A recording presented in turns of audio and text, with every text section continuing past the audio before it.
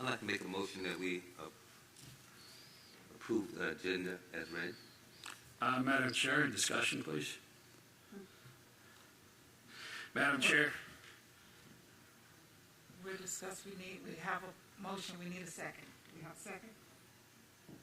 I second that motion. Okay, all right, thank you. As stated in my email of 25 March 2022, to each school board member, I request a policy for the first read to be removed from the special meeting agenda in accordance with policy BDB, revised on November 8, 2019. It states, business that does not come within the purposes set forth in a call of a meeting is not transacted at any special meeting of the board unless the members present unanimously agree to consider additional items of business. Madam Chair, this special meeting is to hear an appeal, not to consider policy. Policy is part of the regular business of the school board and should be treated as such. It must be considered during the regular course of business at a regular meeting where citizens will have the opportunity to comment on it during both the first read and, after any changes, the second read before it's voted on. To deny the citizens these opportunities is wrong. This proposed policy could impact parents' abilities to appeal the very topics we are hearing and considering this evening. It would be more appropriate to develop a KLB policy based on the decision of the board this evening. Furthermore, policy BDB explicitly states, business that does not come within the purposes set forth in a call to meeting is not transacted at any special meeting of the school board unless the members present unanimously agree to consider additional items of the business. Madam Chair, since our policies require a unanimous vote to add this proposed policy to the agenda, I demand it be removed from tonight's agenda and considered during the next regular meeting where citizens will have the opportunity to comment. Thank you. Thank you. Did you all hear? Mr. Collick? Any more discussion? Okay, at this time I will take a vote on the agenda. We have a motion on the floor.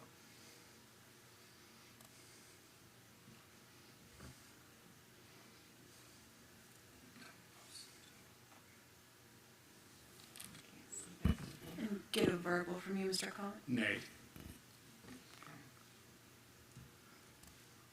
didn't come up. I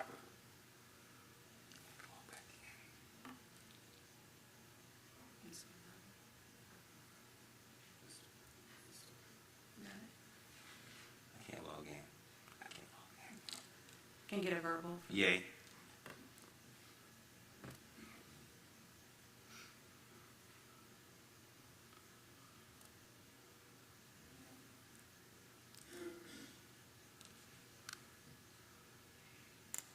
Okay.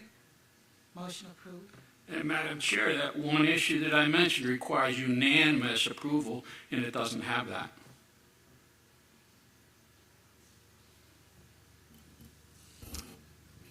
Do you want me to speak to that? Yes, you can. So when the meeting was called, was called for student appeals, and the student appeals are on the agenda, and the policy for student appeal is on the agenda, and it's been on the agenda since day one, so it's not being added tonight, so policy BDB does not apply. That policy applies if you add it after the fact. The meeting was called for these three purposes.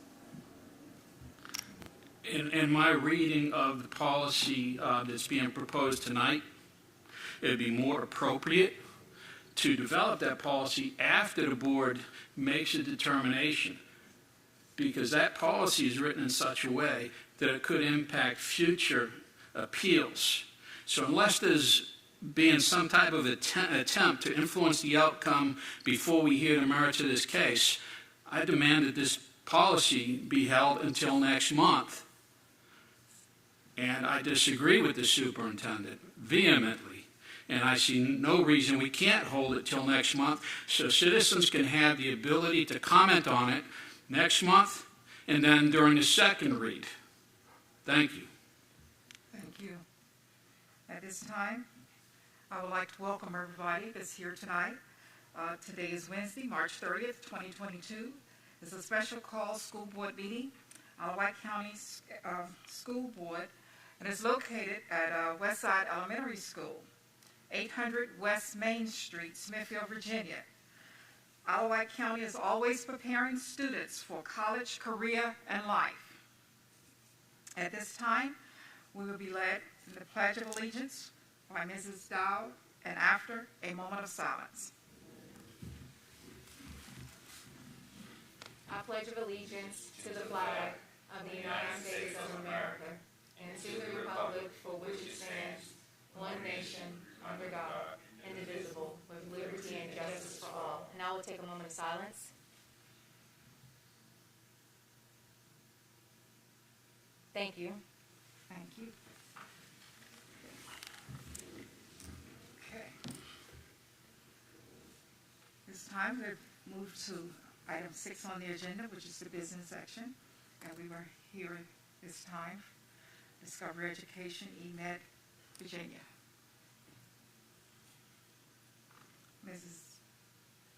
Thank you. Hey, I'm Candace, Windsor District. Excuse me. Could you give your full name? Candace Vandy Bright. Thank you. Windsor District. Thank you.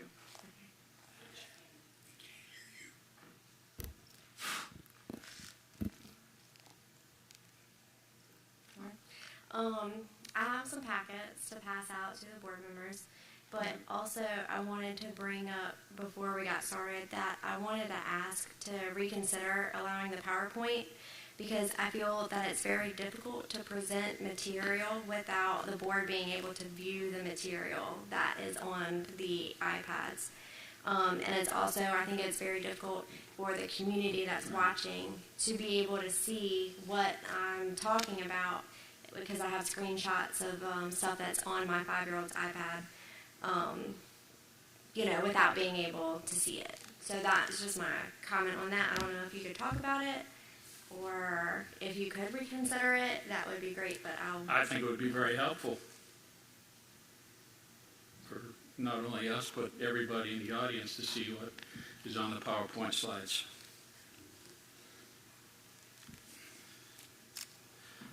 And I looked it up and I didn't see anything in any policy that says you can't. This appeal is for the board, Mrs. Vanderbright, and you gave the board the package. Your appeal is to this board, okay? It's open to the public so they can hear and see what's going on. But you are actually addressing the Wight County School Board that's here now. You've given us a package, and we will follow through with you with this package, okay? So everything you have in this package, if you want us to open it up now and follow through with you, we will. okay. Yeah, if you could follow through, that would be great. Thank you. Madam Chair, I do have one question. Mr. Collick, we are in the middle of this business session. We have Mrs. Vanderbright here now, and she has the floor. Who is denying the use of PowerPoint in this? I didn't see it in any policy whatsoever.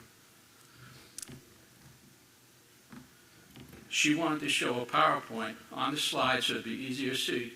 Who's denying that to her? I certainly wasn't consulted on it.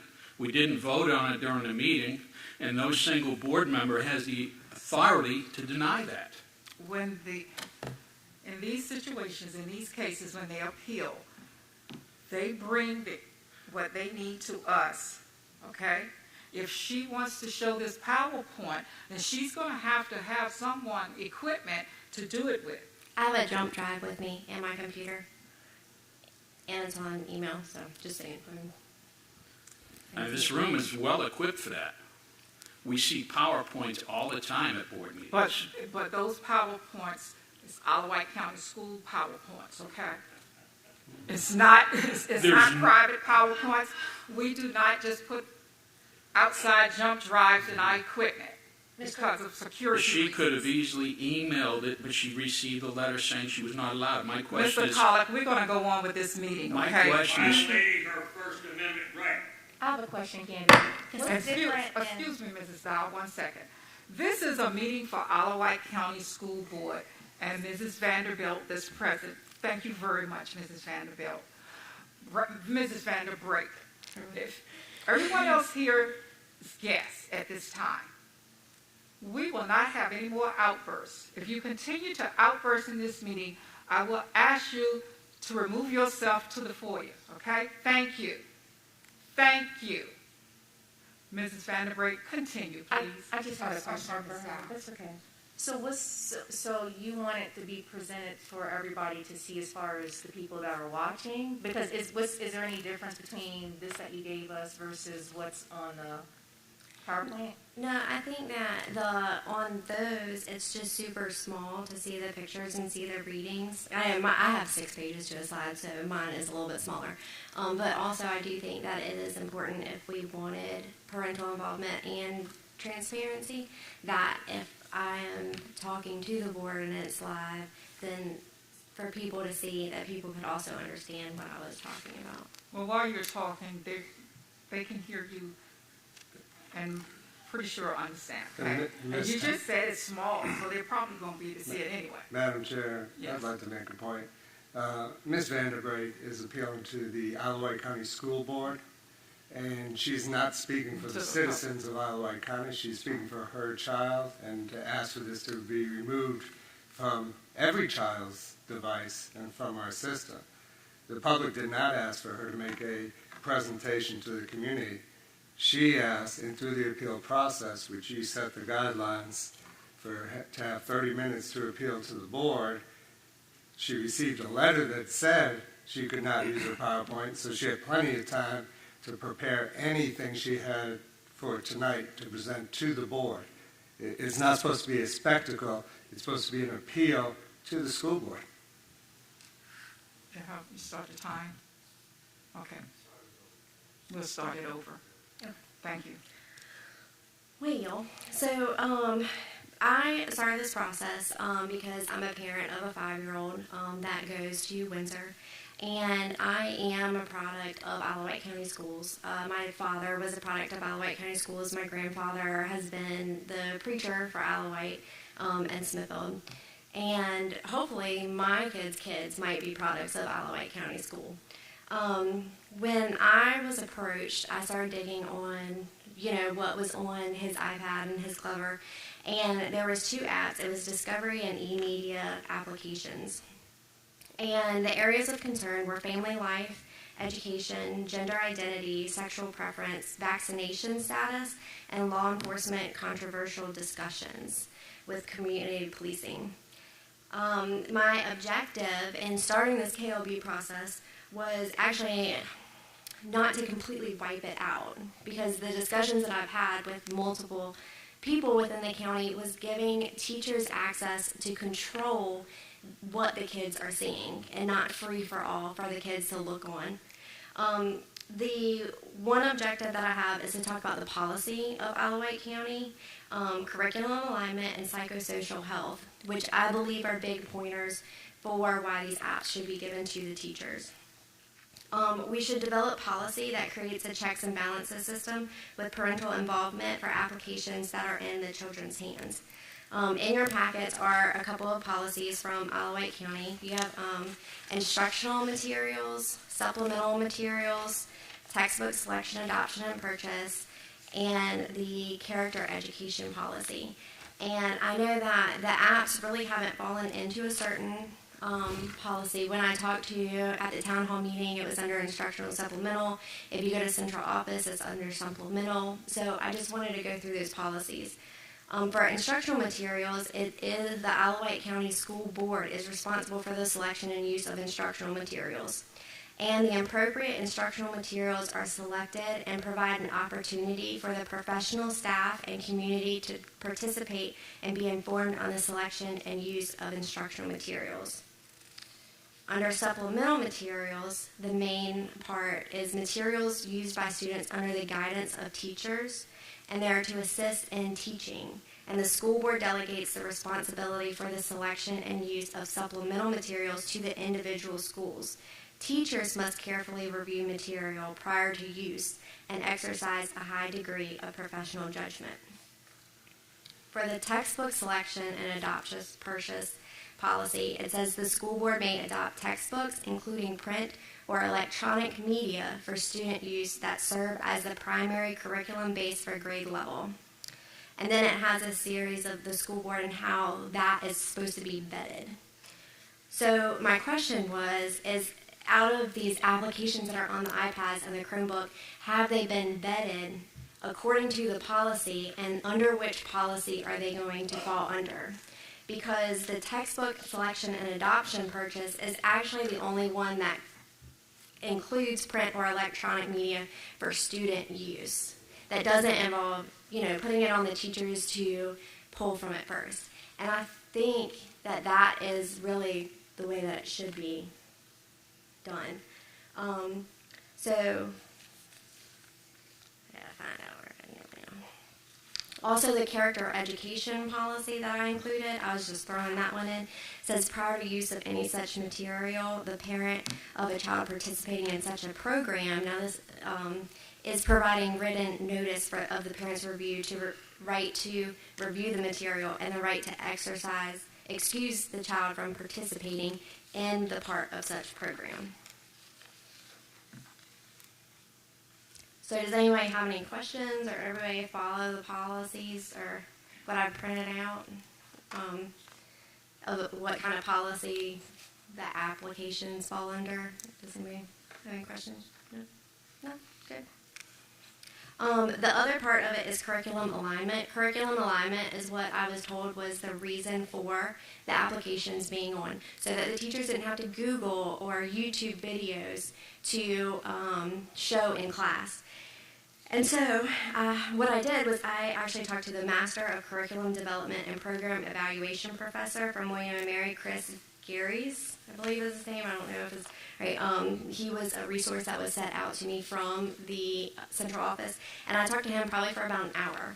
And what he said is for curriculum alignment, you have to meet a certain amount of criteria. And are we using the application for the intended use? How effective is the application? And is there a way to monitor what that is actually doing? And to what degree is the application aligned with the curriculum?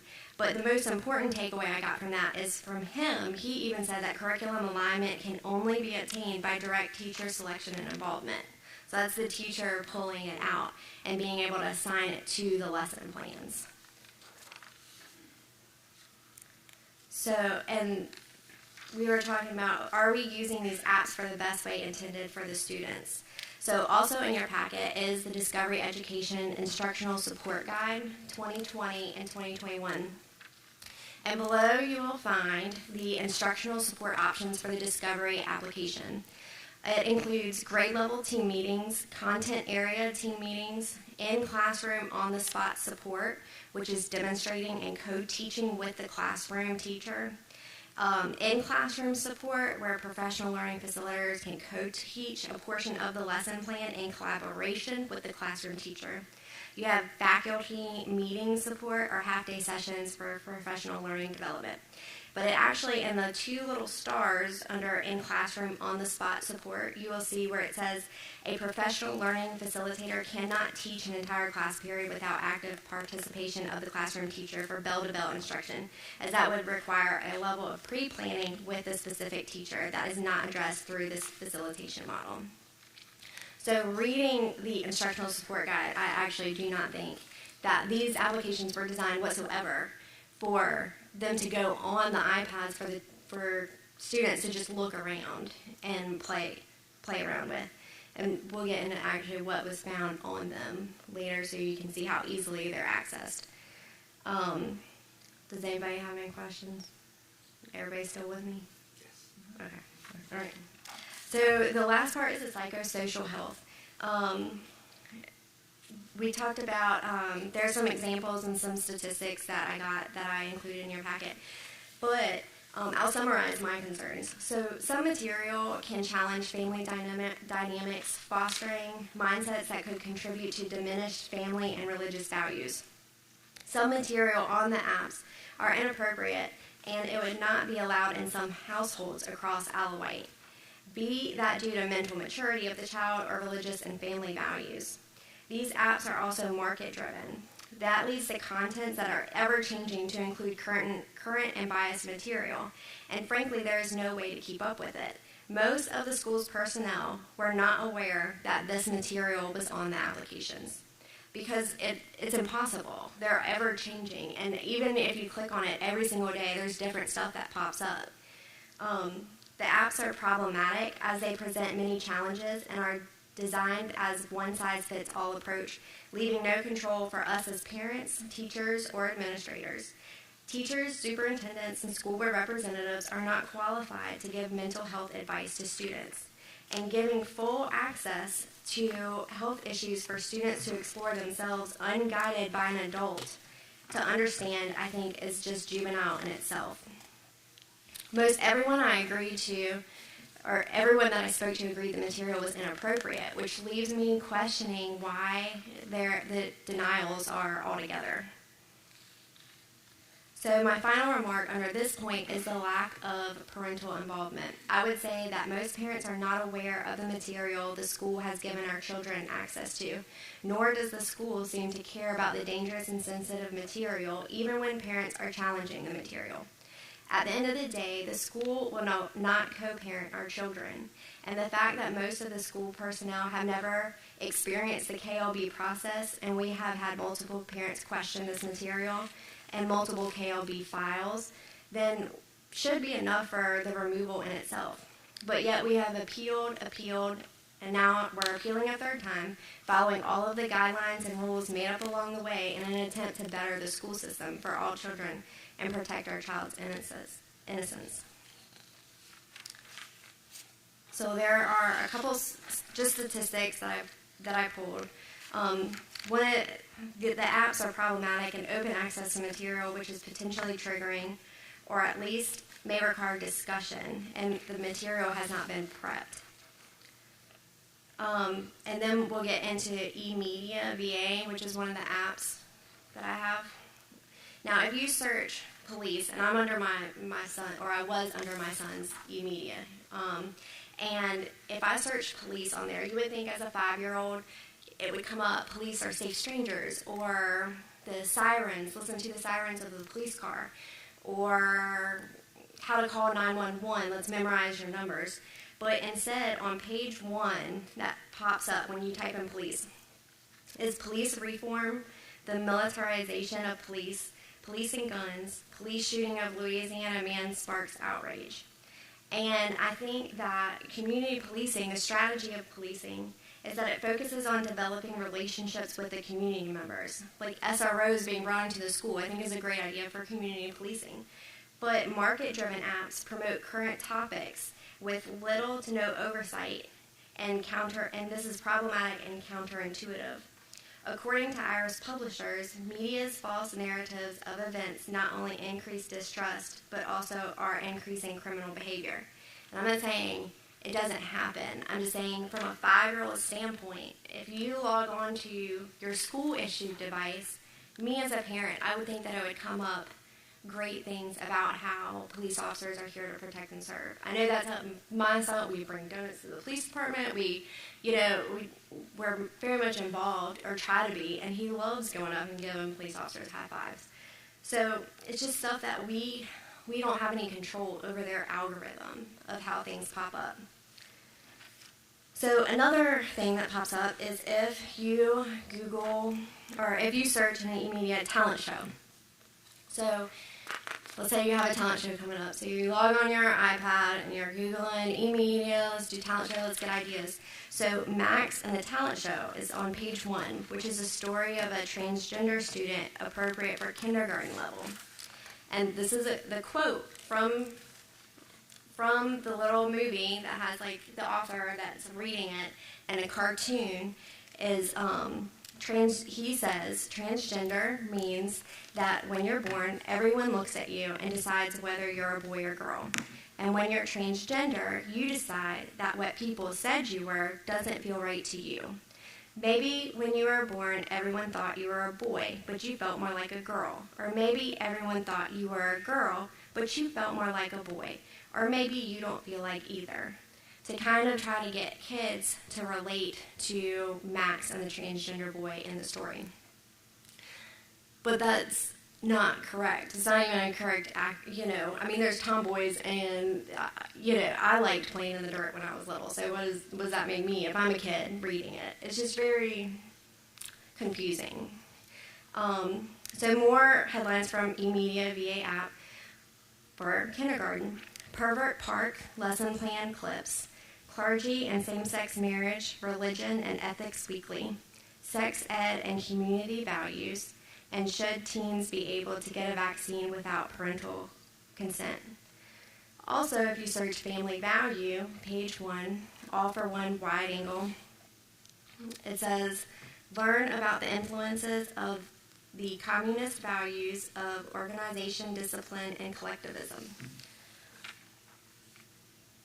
So again, the algorithm, and we don't have any control over that, and we're just giving it to our children. On the Discover app, a couple of the topics that come up is sex, gender identity, and implicit bias, HIV and AIDS, staying safe, the reproductive system, male reproductive system, female reproductive system, identity, intersectionality, the gonads, sex glands, and you can see some of the, they're on like the back drop, if you can see it. But that's family life material. And these are examples of materials that parents should be aware of and include sensitive information requiring adult guidance. Other Discover headlines is Transgender Rights Rally, LGBTQ rights. It's not your fault. Follow the story of a girl named Emily who was sexually abused by a family member. It's not funny. The introduction of sexual abuse by following a girl named Hannah. So these are just parts of searching into these apps or even looking in. It's so easy to go from cell reproduction to sex reproduction. Like it's like one click away. And then from there it just goes deeper and deeper, and without having the correct filters on there, I think to meet all the guidelines of curriculum alignment and keeping our kids safe, I think it's the best thing is to take it off of all the iPads, because I don't think that parents are really going through there. And right, a lot of us parents don't have the time. We're working, and then when they get home, we're playing or baseball or homework, and then it's time for bed. So I think if parents were aware that all this was on there, then I would say that they wouldn't be very happy either. So safe and effective.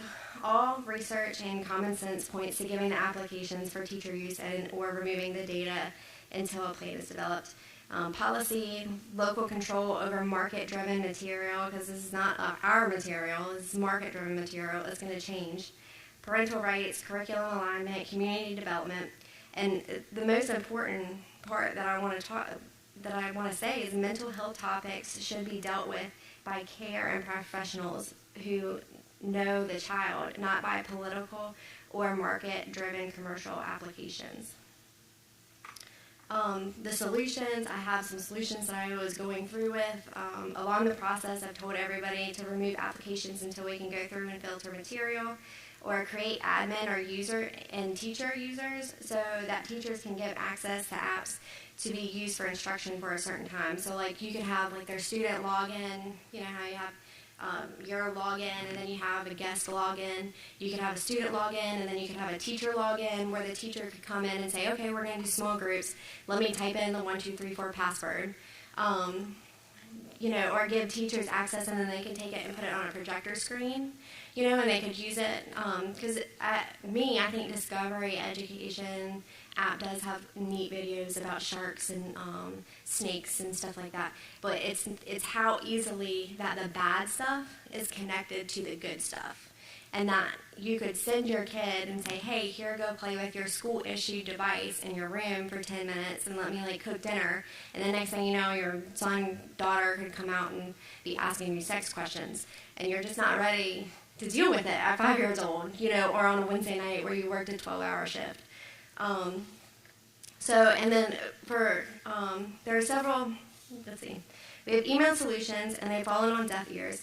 My objective is to make the school system better for our kids and bridge this gap between all parents and the schools for all of our kids, so that every kid gets what they need and they feel loved. But I understand we jumped into digital quickly. Dr. Pereira brought in the iPads before Thornton was here with wonderful advancements in the digital world. But the internet is still a very dangerous place for our children. And now it's your turn to catch up policies with the rest of the advancement. It's up to you to represent what is good for our children and take these applications off of students' iPads and develop a strategy to move forward safely. So does anybody have any kind of question? Yes, I have a question, Mrs. Vanderbrake.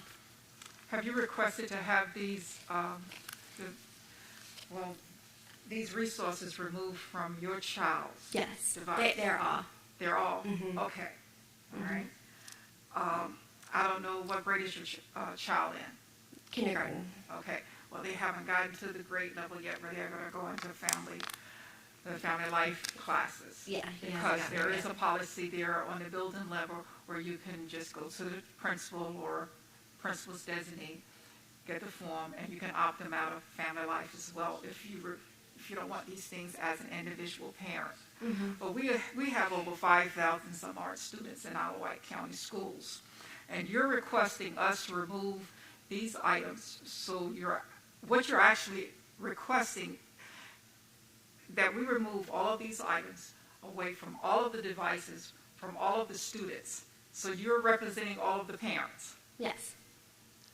I mean, I've been representing a number of parents, but I think What number of parents? a large number of What parents. is the large number? I would probably say 75% of the community. 75% of the community? Yeah, I agree.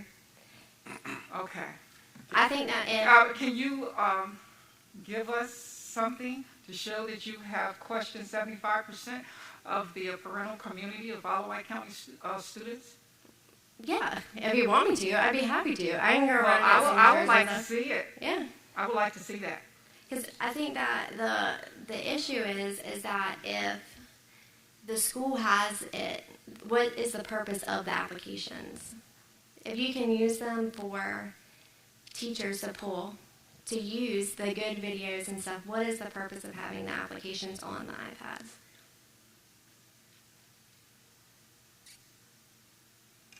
Was that a question? Yes. Yeah. What is the person? What is the purpose of having the applications on the school-issued devices? Well, actually, it's an app. Mm-hmm. And when the student goes into the app, that's when they can retrieve these things. But as a parent, when that child is at home with you, you're responsible for what they retrieve. When On a they're school-issued device, though. Well, that's right. But when they're at school, the teachers control it within the classroom on that same school-issued device. Mm-hmm. The teachers are not going home with the students. That's your responsibility as a parent. If you are afraid that your child may enter into this zone where you don't want them to be, then maybe as a parent, you take your time and sit down with them while they're doing their instructional homework. And at the end of that, you take the device from them, give it back to them when they come to school. The teachers have it under control. So right now, what you're trying to tell me, the parents, 75% of the parents that you spoke to said they don't have it under control. No, that's not. When you said you spoke to 75% of the parents and they don't want it.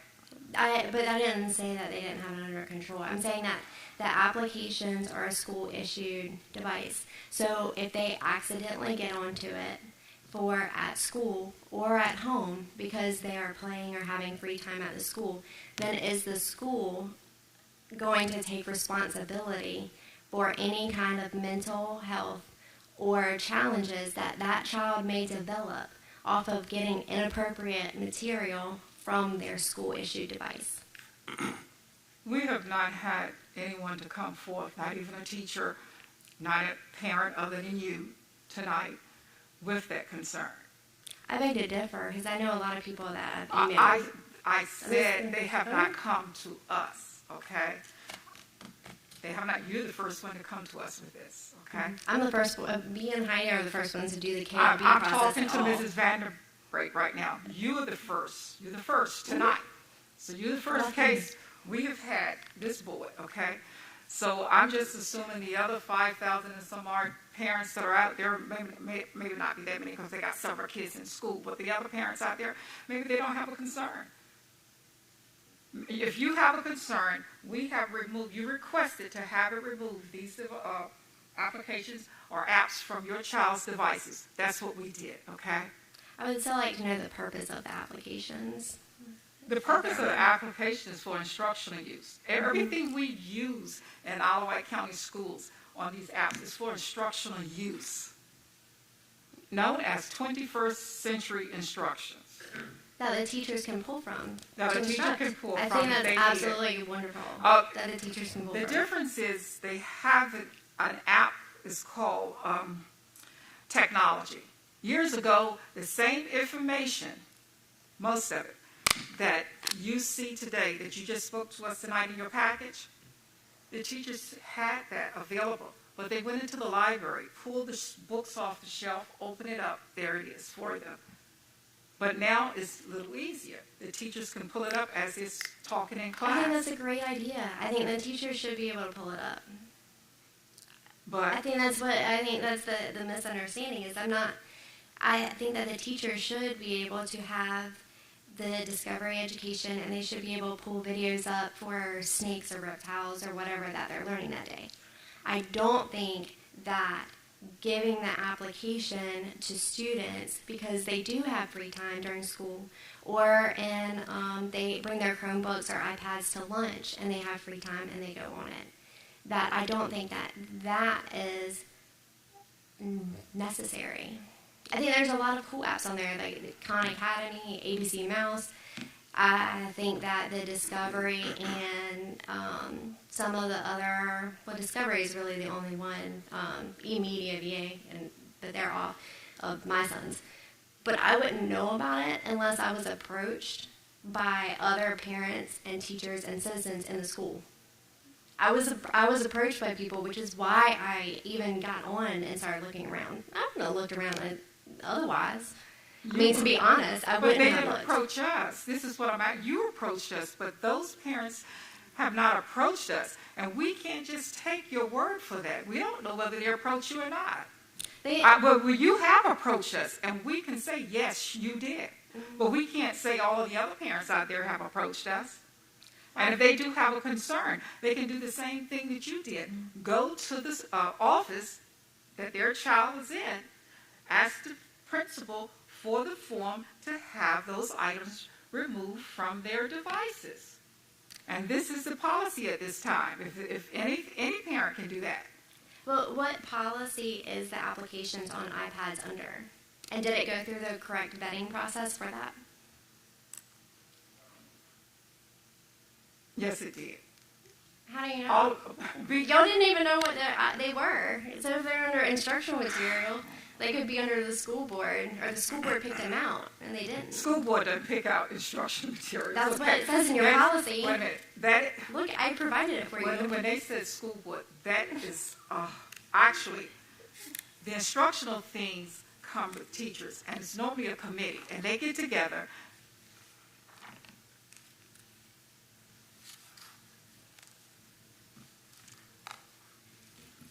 There is distraction behind you, Mrs. Vandenberg, and I'm just waiting.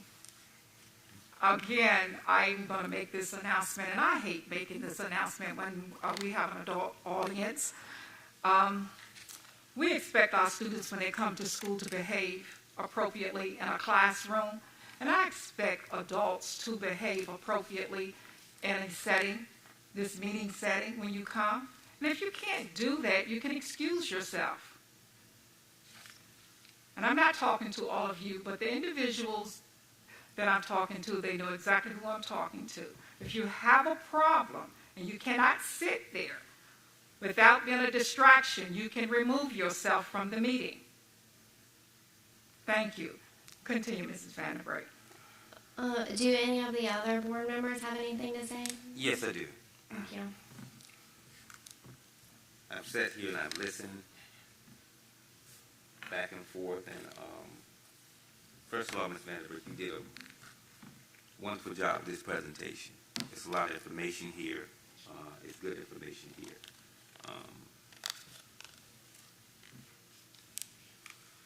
There has been family members that have reached out to me in reference to some of the literature that our children are viewing on iPads. I believe it's because I'm a minister, a pastor at church, and they lean toward the religious side of me. I gave them the same answer that I'm about to give you all right now. And I know people don't like me to quote scriptures, but you don't want this literature in our schools either. I spoke with a young lady about this issue and about the digital age and about what's going on, but this is not new.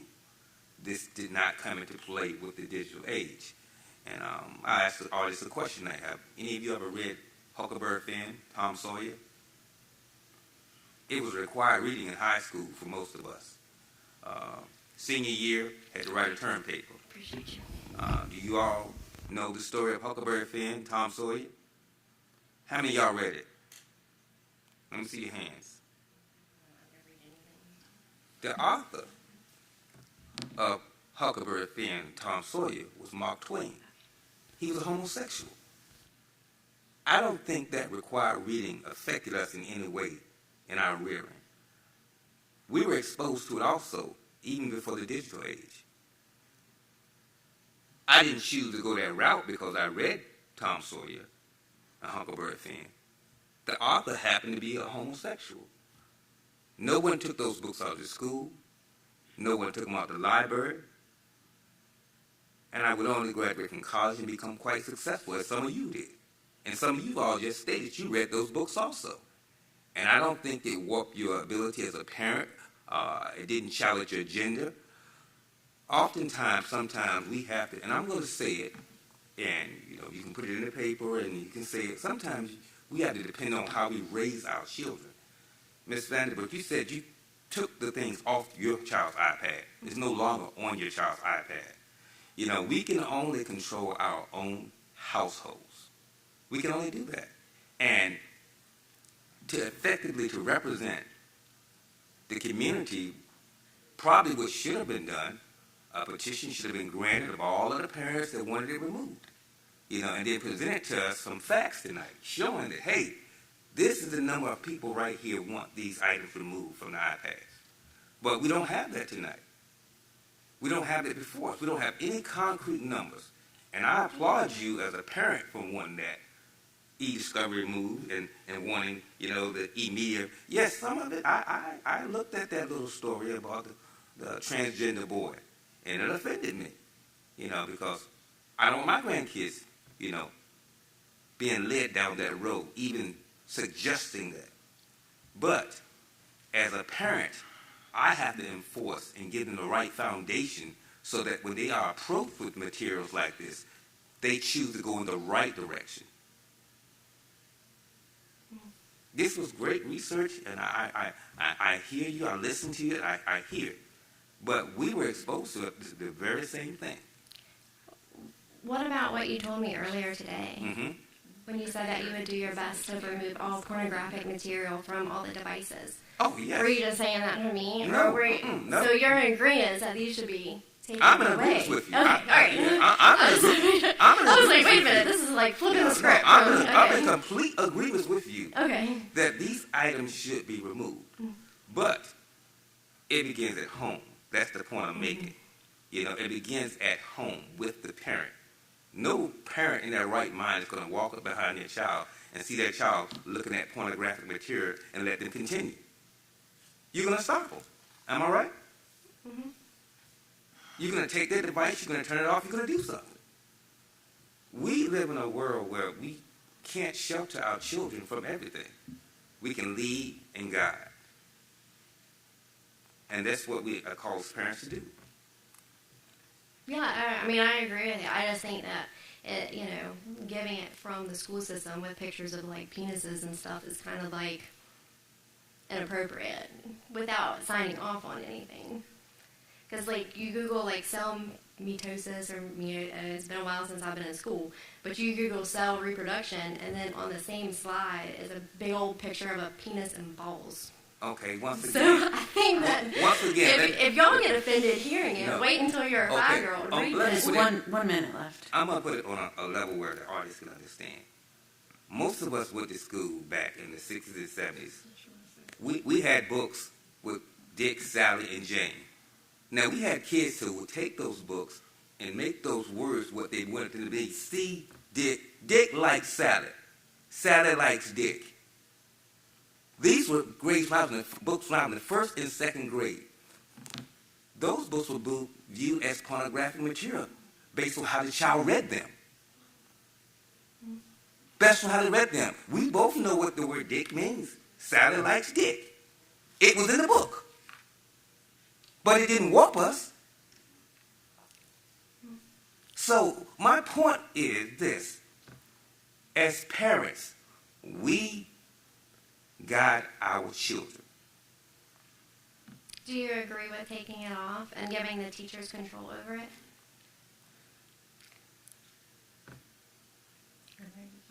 Me personally, I think that should be an individual family decision of whether they want it taken off.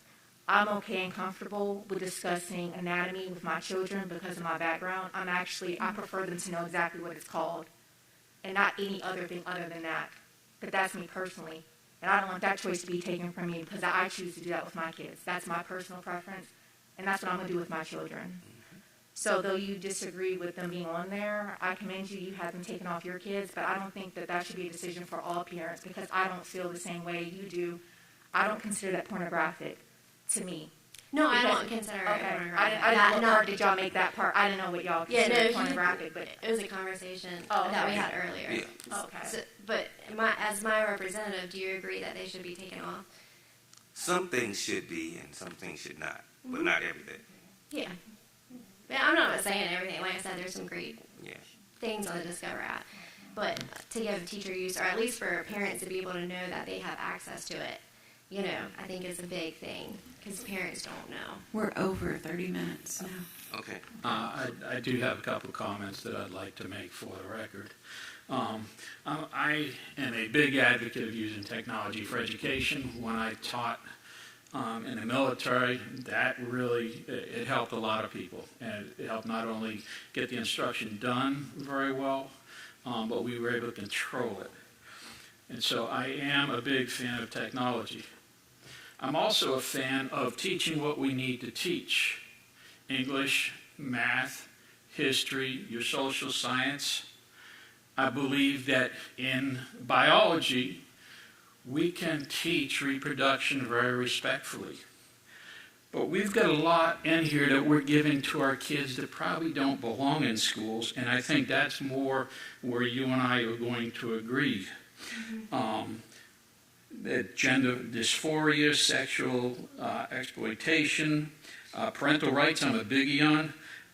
I'm taken aback by searching police, and they come up with all this negative stuff for younger kids. Now, in the high school grades, they can talk about current events and such, but younger children should know that when they're in a crowd and they get lost, go to a police officer. He's going to help you find mom and dad. Gender identity.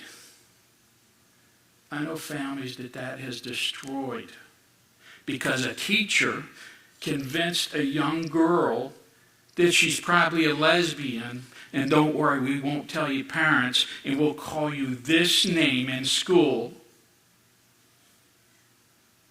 That's happening all over the country, folks. The implicit bias.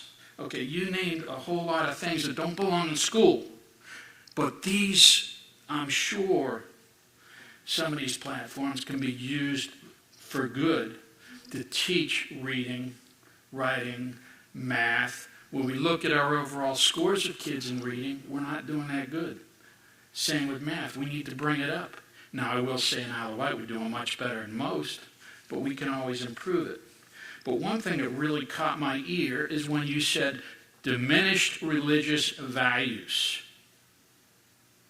Our schools should never, under any circumstances, have any app or teach anything that diminishes a family's religious values. We don't teach religion, but by goodness, we shouldn't diminish them. And you're absolutely right when it comes to having policies for adoption.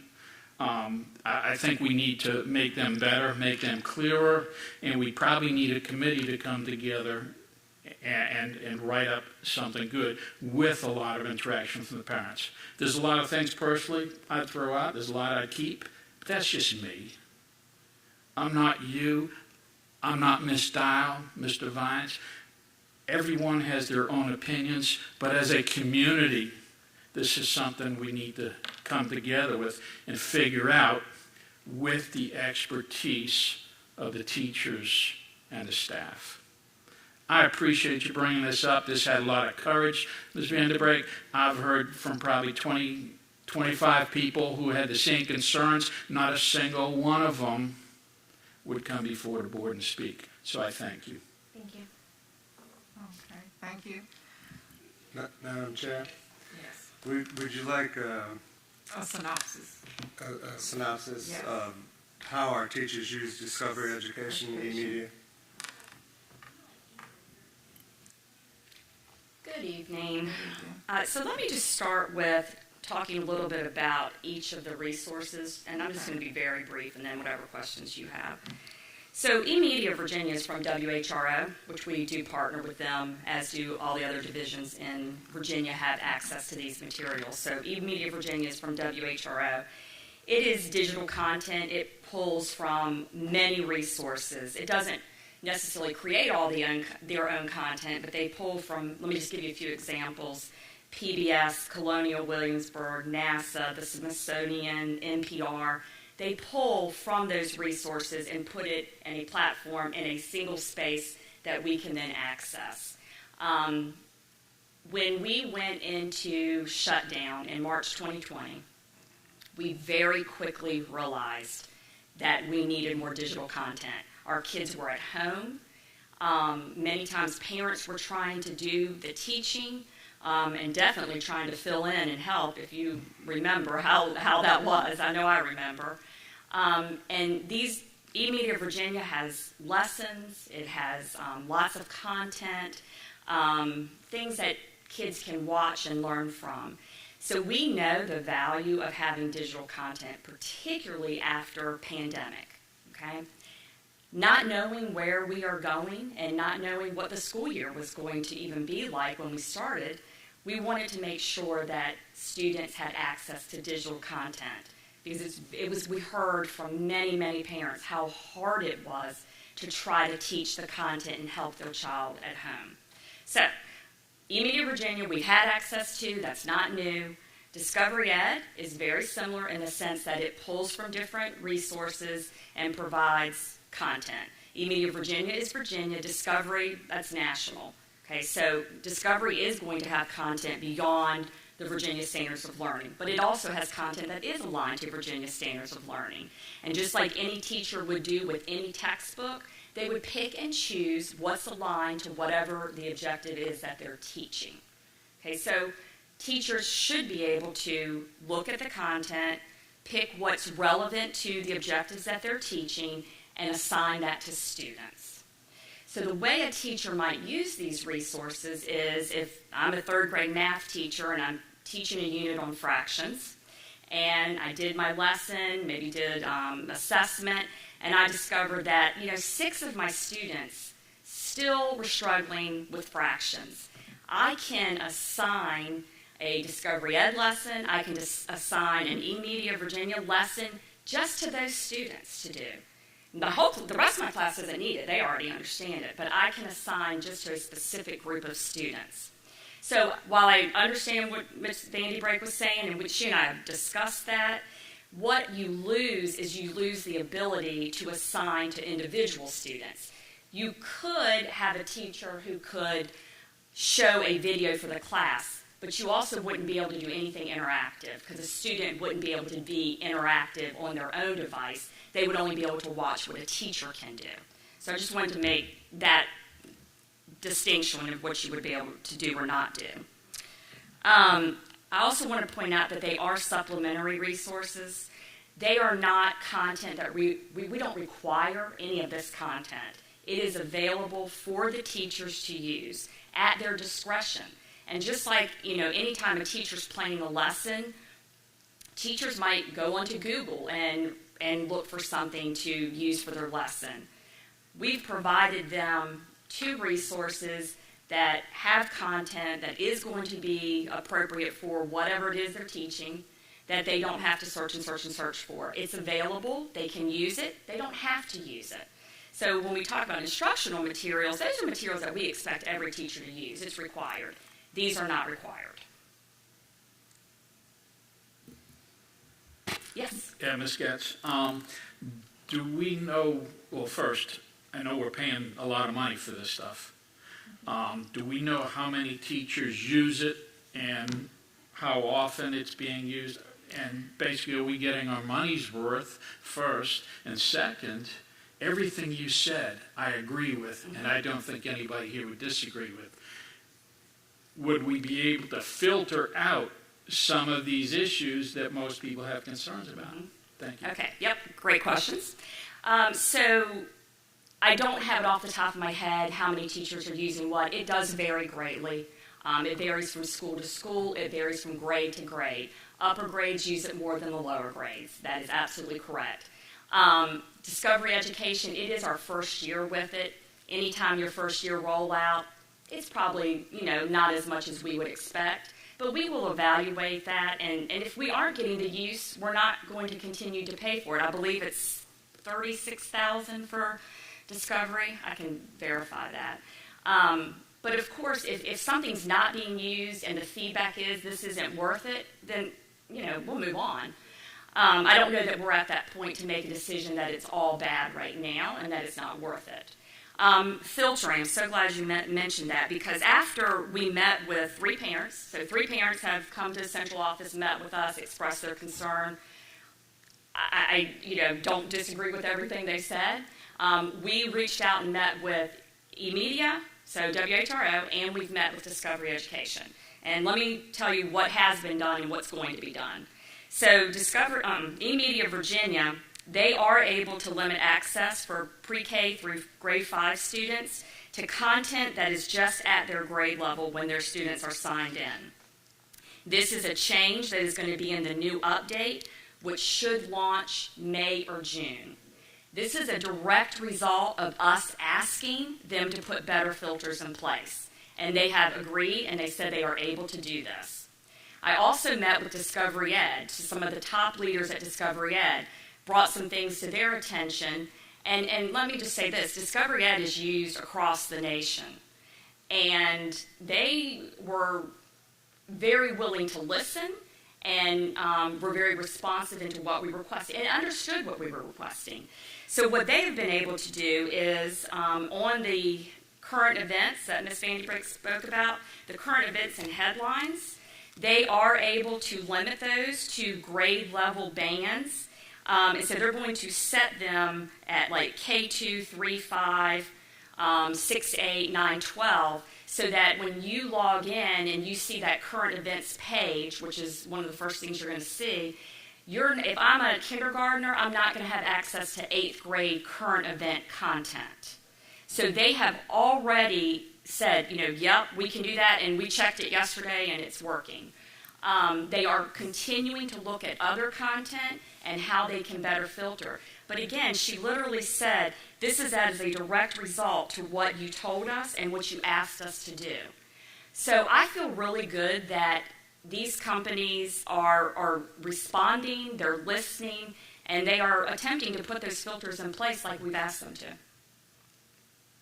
One follow-up question. Yes.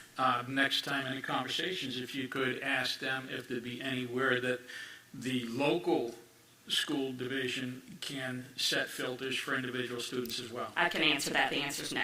Okay, thank you. We are able, and let me say this, we are able to block in eMedia Virginia, I think Discovery Ed too, we are able to block, but we remove it for everyone. We can't remove it for one child we would have to remove content for everyone. Block it for everyone, I should say. So we are able to do that. Okay. Any other questions? Any more questions for Ms. Getz? Thank you, Ms. Getz. At this time,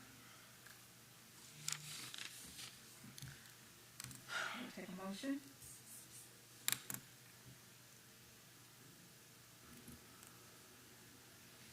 Pass it here, I'll do it. Well, before we take the motion, I was listening to Ms. Getz, and I think we should add to the motion that the blocks be put in place. Right now, if we make a motion, to deny the request outright, I think we should include in our motion for the blocks to be put in place based on the grade, as she just stated. But they have already requested with the company, so we don't have to add that to the motion. Okay. That's what she just said. It has Okay. already been Okay, sorry. requested to those particular Okay. companies, Just making sure we have added. eMedia Virginia as well as Discovery, and they have already acted on that. They have put filters in place. We can block certain things. Then we would have to determine what to block. Okay. We do have the ability to block as a division certain things. Okay.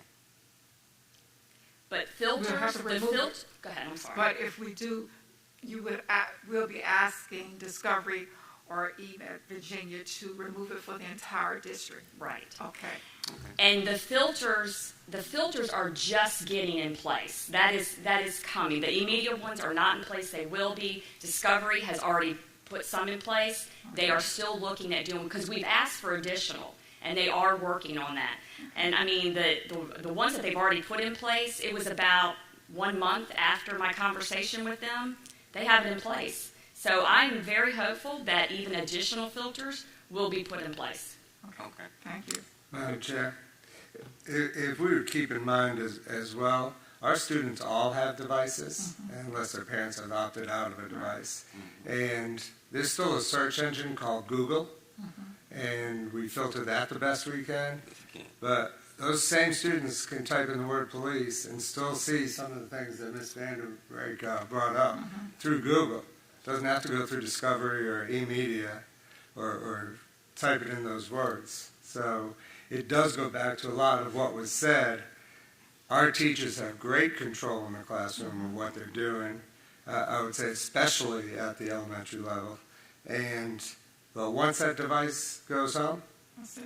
it is the responsibility of the parent, whether the materials were put on there by us. A parent has the right to take that iPad and lock it up until the next day they get in school, or for us to keep it in school. Those are decisions parents have to make. And when those things do pop up, I've had children that have gone through school and in the digital age as well, and I had a daughter who would say, "Daddy, this is what I saw. Please explain this to me." And my wife and I explained it to her. That's the responsibility of the parent. We cannot block out the whole world, and these are valuable resources that our teachers are making the decision. We're not making the decision. Those individual teachers are using these resources to help educate our children in a better fashion. Thank you. Okay. I'd like to make a motion to uphold the administration decision to deny your request to remove the Discovery Education and the eMedia Virginia application for all students. I second that motion. And I'd like to have a discussion. I mean, this went pretty quick without the board having a discussion. Usually when we have an appeal, we're talking about for 5, 7, 10 minutes. Seeing that the motion was read off a piece of paper, it tells me that this decision was pre-planned, and that Ms. Vanderbeek. Actually, it had all three of them on here. It had all three of them. Yeah, it had all three options on here. It It had- didn't have you- the you'd like me to read all three? Yeah, if you would. Yes, it. Or make a motion to remove the following applications up here also. Okay. Yes. It's just Okay, I take that. Yeah, I yeah, take that back. That's why we had discussion, John. We was listening to what everyone was saying. We was listening the entire time, having discussion on this. I would like to make an amendment to that motion now. That motion's on the floor, and I'm not taking it off. And it's been seconded. You have the right to make an amendment after it's been What's made. the amendment? The amendment would be to form a committee to look at the individual issues that Ms. Vanderbrake brought up and have that committee make recommendations if any should be blocked. So what's your solution now? We're here now, so we can still do that and still make a decision. So what's the ultimate decision? So the decision has to be made. So you want to keep it in place? Yeah, we until that can happens, keep it in or- place with, and put this into motion as well, with the formation of a committee, okay, not necessarily us, but parents and teachers, to come forth with a recommendation of what should be removed or blocked in the way that Ms. Getz said. Because there's good stuff on there. We heard Ms. Getz speak, but there's things that parents don't want too. I don't want to blanket one way or the other. I want to make sure we've got the right tools for our kids. Even if we say we're not going to remove it at this time, why can't we come back to it later? There's why is it nothing necessary? stopping us from coming So back why to does it later. So why does your thing have to be amended now? Like, why can't we just make a decision? Because I would like to know more and think about it on it more before I even decide that I even want a committee to be formed. Like, I want to have my own thoughts and think about it first before that happens. So we can always come back to it again. It's not like it's set in stone that it has to be the way it is. We can do like we did today and have a special meeting, come back to it if we agreed that we wanted to have a special committee for this. Oh, we certainly could. We are in the end of March, and so far, everything that I've sent to the chairman to be included on any agenda items, I've gotten one out of about a dozen things on different agendas, so I'm not confident that if we uphold the school's position on it, that we will ever come back and discuss this again. Madam Chair, if I may. Yes. In the letter that was sent out by Michael Lombardo, and in the KLB exhibit that we currently have, it does have a procedure, and this was handled by the building level principal and teachers and whoever else she decided to serve on that committee that reviewed all these materials. So we do have a very good process in place where educators at the building level make the decision, and their decision were that these materials were more valuable for our students. And then that went to central office, and they upheld it, and now it's here. So I don't know if you want to get a group of different teachers together who maybe have a different opinion. You're never going to get to the bottom line of going through all of the materials on Discovery Ed. I don't know how you're going to type in the word police. How many words are you going to type in to see what's there? It's like a Google engine. And the process of this is to bring forward, if a parent sees something and they're dissatisfied. We've had 3 the entire year. They were all removed from those children's devices. That's parent choice. Yeah. And we have implemented that. And we have involved, parents got to sit in there at the appeal, make their appeal to teachers. I know a lot of people like to discredit central office staff who are also educators and have master's degrees and doctorate degrees and actually have developed curriculum, but these are actually teachers. And I know some of you have a higher opinion of teachers, so that's why I'm pointing this out. Teachers have validated that this is a great resource. And the Windsor Elementary Review Committee consisted of principal, media specialist, a classroom teacher, and reading coach. And their recommendation of the committee was to continue the use of the aforementioned application at Windsor Elementary School. And they're the experts that we hire. These are the experts that are that we have hired to put in place to do these things for us. And you have the option, any parent has the option to go before this committee or go to the principal, fill out the paperwork, and have anything they want removed from the devices of their child.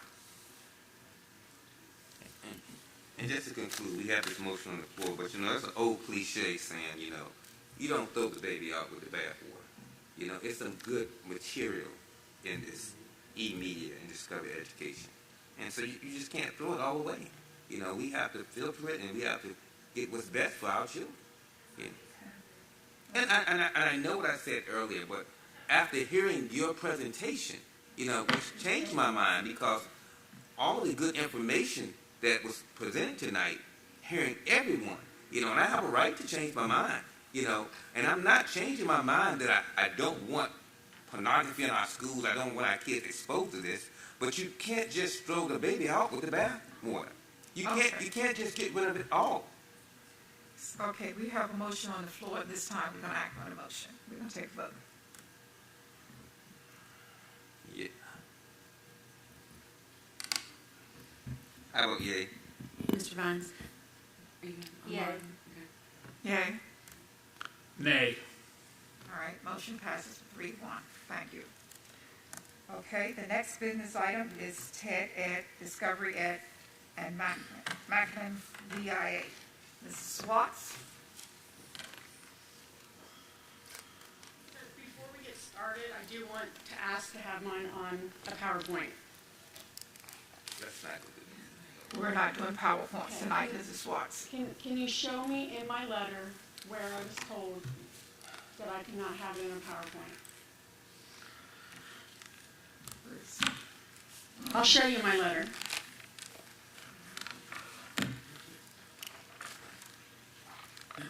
And again, I'm asking who made the decision not to allow PowerPoints?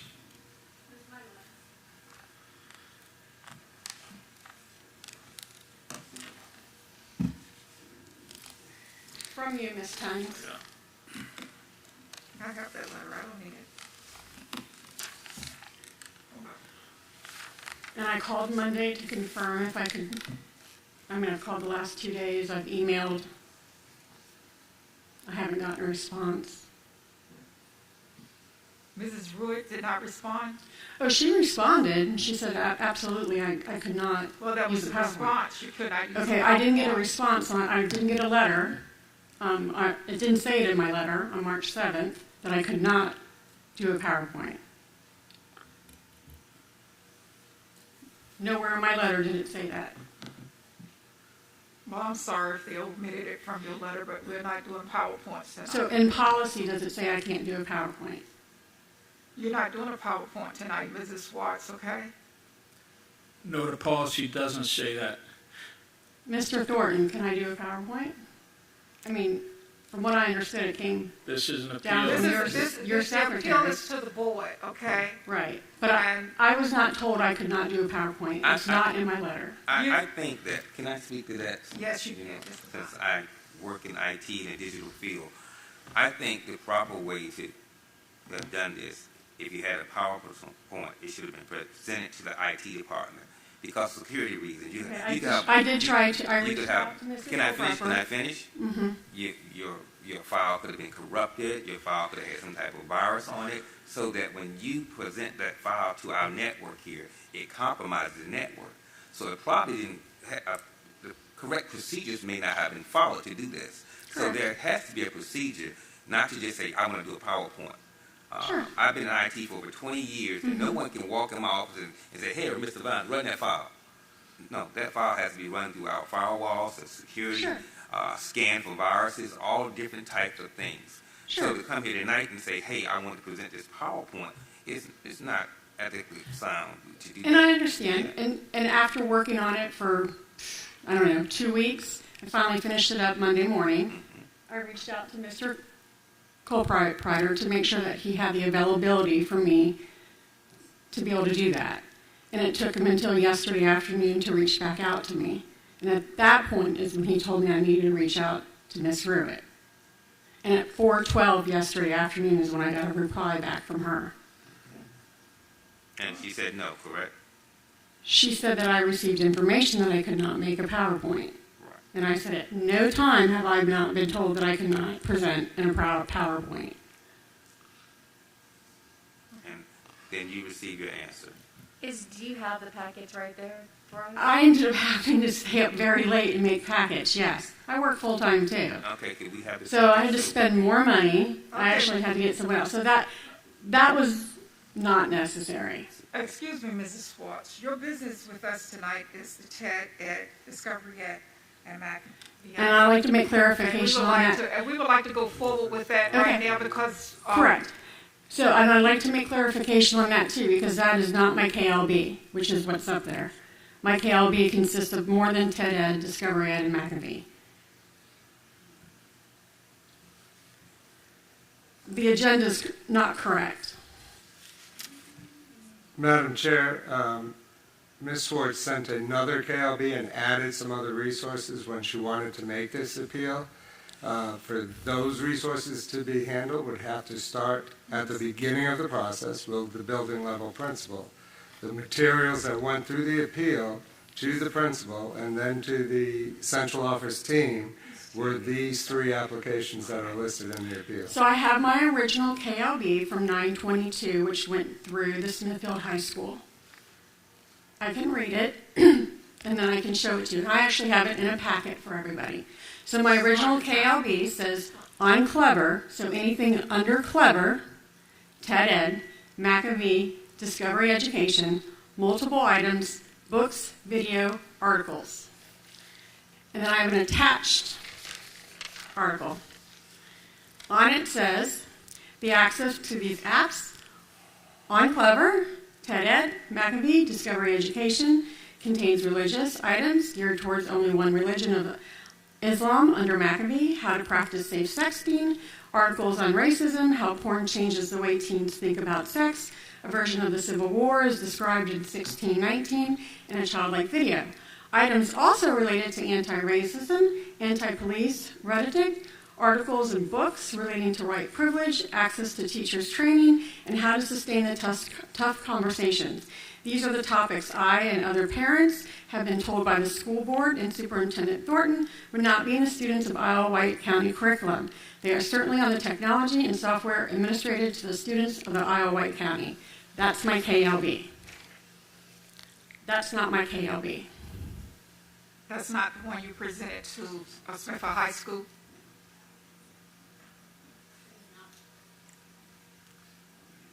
Mrs. Getz, do you have the original KLB that she presented to Smithfield High School staff? Would you come forward, please?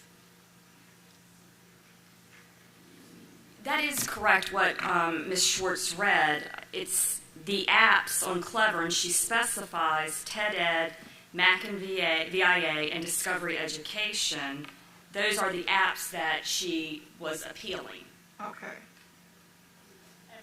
But these are the same apps that we have here, TED Ed, Discovery Ed, and Mac and VIA. So I was appealing everything on Clever. Clever. But everything on Clever. Is that what you discussed with the Smithfield High School Yes. staff the day you sat down Even with the them? Read Woke Challenge, we discussed it for 15 minutes with the librarian. And in my KLB, or in my presentation, is the conversation that I had with her. I don't know, can we just see the packets? Okay. Susan, can you explain what Clever is? Because Clever is different for every single teacher in our school division. It is not an app. It is an app to load these apps on for ease of use. I'm going to get Eric to So we would have to really then explain research Clever. everything that any teacher has ever used on Clever, which, reading her appeal, made it look like those 3 things were on the teacher's Clever that her. Okay. All right. Hi. Hi. Clever is a single sign-on portal. Okay. It is designed only for one thing, and that is to provide resources as an available single location for children to go to. It's something that we were working on implementing back in 2019, and I was planning on implementing fully August 2021. Had to kick it up a little bit because of COVID. However, one of the apps on Clever you might want to know is Google, so if we block Clever, we're blocking Google. Okay.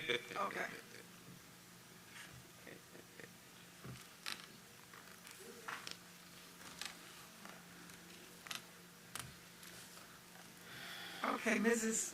Schwartz, for this meeting tonight, We're going to cover the TED Ed, Discovery Ed, and Macklin VIA, okay? Because these are the things that we have approved on the agenda for tonight. Then we need to reschedule. Because that's not what I discussed in my KLE, and that's not what I'm appealing. That's fine. That's fine. And I'll take my packets back. That's fine. Okay, let's reschedule. I'll take my packets back.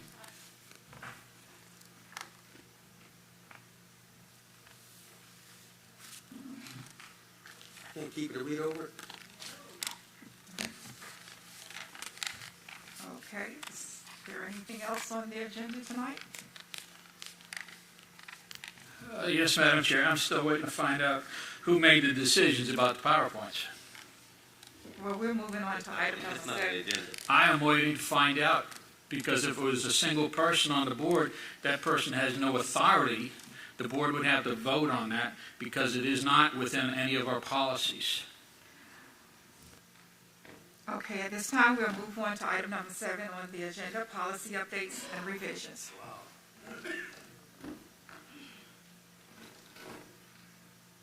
Policy KLB, first read. And for the first, Ms. Getz. So before you have policy KLB, this is just a first read. The purpose of revising the policy was to actually provide more details and guidelines for the process. This policy has been in existence for many years. This is the first time we've ever actually gone through the entire process from beginning to where we are tonight. In doing so, we realized, you know what, we needed to be clearer on some of the steps for all parties involved, parents, schools, and as well as us and you all. So we tried to make it more specific at each level of appeal. And so that's before you as a first read. Thank you, Mrs. Katz. And as you all know, on first reads, it's just a policy. We get to look over it until the next meeting when we have the second read. And the second read is when we will act on it. And Okay. Ms. Towns, if I could add, I believe it was Ms. Swartz who sent us some information on KLB, and to better streamline the procedure with the regulations and exhibits, those were the main changes in here, and to make it easier for parents to get through the process in a timely fashion. So I do want to highlight some of those things in there that you have in your packet are that the committee has to hold a meeting within 10 business days. A response has to be within a certain time period. Then if it gets appealed, that's a certain time period.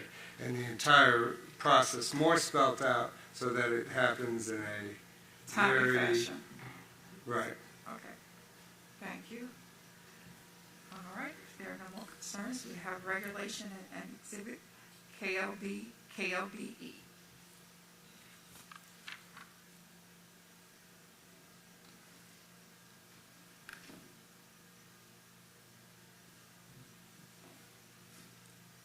That's it? Okay. That's just information. All right. Nothing else come before this committee tonight. This